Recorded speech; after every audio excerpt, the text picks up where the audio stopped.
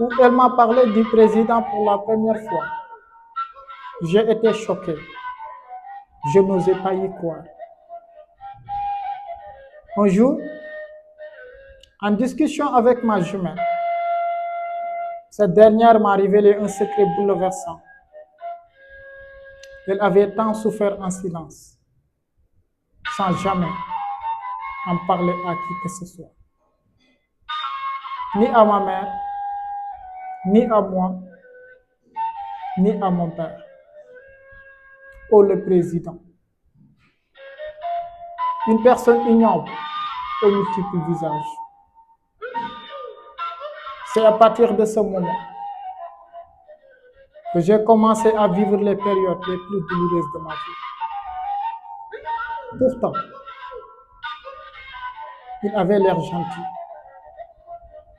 Il était proche de nous. Il rigolait, plaisantait avec nous. Mais derrière son sourire se cachait une toute autre réalité.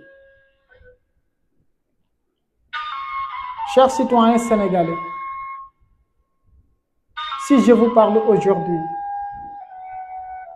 c'est parce qu'il y a trop d'injustice dans ce pays. Les victimes sont nombreuses, mais peut-être que personne n'ose parler. Et si je dois être condamné demain,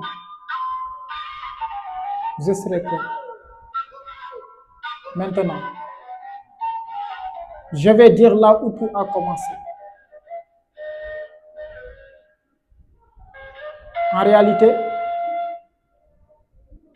l'actuel président a connu ma jumelle grâce à son cousin, un baïfal du quartier. Un gars très civilisé et courtois. Il nous aidait parfois à faire certains travaux à la maison quand c'était nécessaire. Il était souvent accompagné chez nous par quelqu'un qui paraissait gentil. C'était bien le président. Et moi-même, un jour,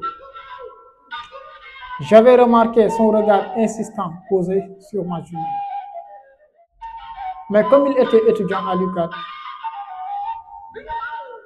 et que mes parents me disaient que l'université est le sommet du savoir, que ceux qui accèdent sont forcément des gens sages, j'étais trop positif.